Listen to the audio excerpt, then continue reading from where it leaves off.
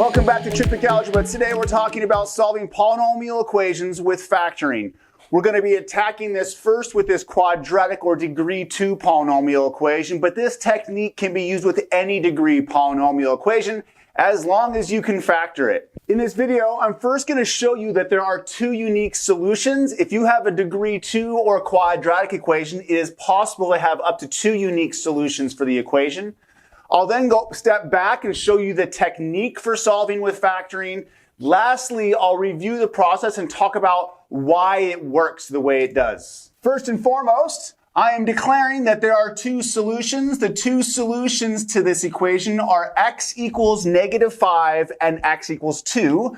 What I'm going to do now is show you that these are the true solutions. Again, what I'm looking for, the solutions to this equation are the values that I can plug in for all instances of my variable x in this case to make the equation true. Specifically, does this expression turn into 0 when I plug in a -5 and a 2?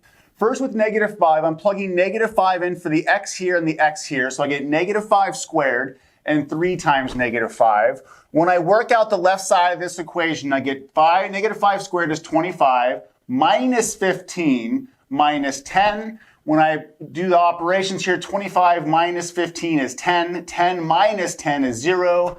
That means -5 absolutely is a solution. 2, I've done the same thing. I plugged it in for both instances of a variable x.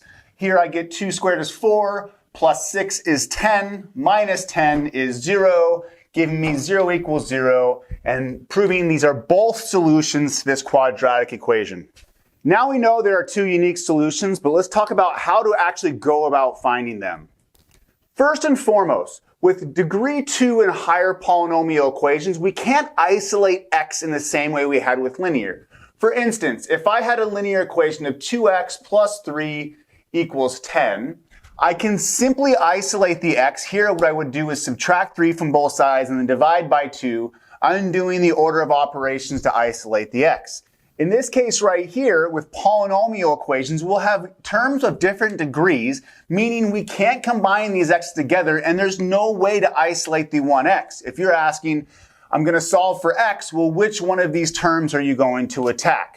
So we have other techniques, the first of which, again, we're going to talk about today, is the method of factoring. So here are the steps for solving by factoring. First, what we always need to do is set one side equal to 0. We do this to use the zero factor property, and again, I'll talk about that more at the end of the video. Once we've set one side equal to 0, we need to factor the non-zero side, or the interesting side to factor. Finally, once we have the one side factored, it's set equal to 0, we're then going to take each factor and set those to 0 and solve them. For our first example here, well, let's set up to work nicely. We have one side set equal to 0 right here. Now we need to factor the non-zero side. This is an important technique. You need to know how to factor quadratics of this type right here. As a quick reminder, to factor this, I'm looking for two numbers that multiply to be a -10 and add to be a +3. In this case, that's an x plus 5, or +5, and a -2.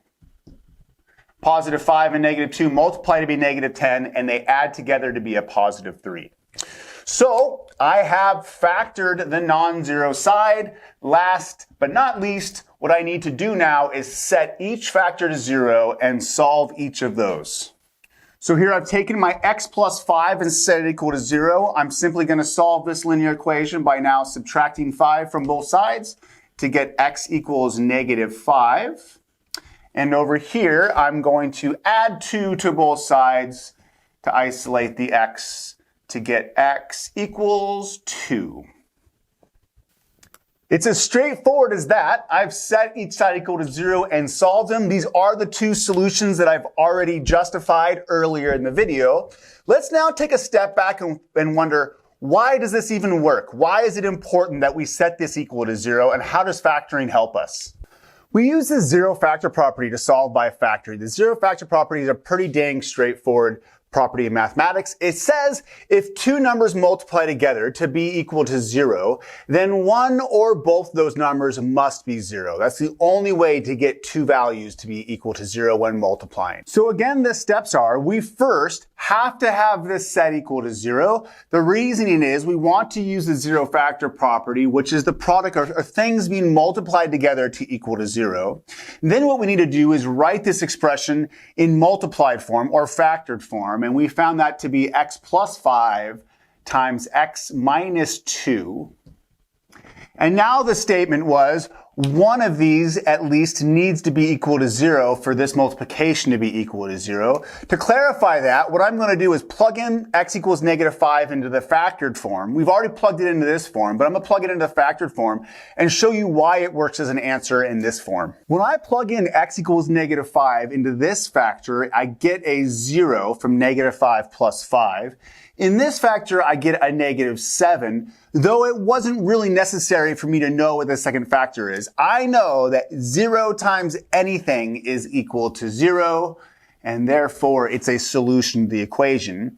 You can see, lastly, that if I plugged in a 2, or x equals 2 into this expression, it would make this factor equal to 0. And again, I could care less what this factor is going to do. Anything times 0 will give me an output of 0. And a full circle, that is why we make the factored form of this. When you look at the original expression, there's no real way to know that with the pluses and minuses out here, how to make this thing end up being 0. What we do is we'll write it in a multiplicative form or factored form, and then we look at each of these, attack each factor separately, making it 0, knowing that that will make the whole multiplication equal to 0.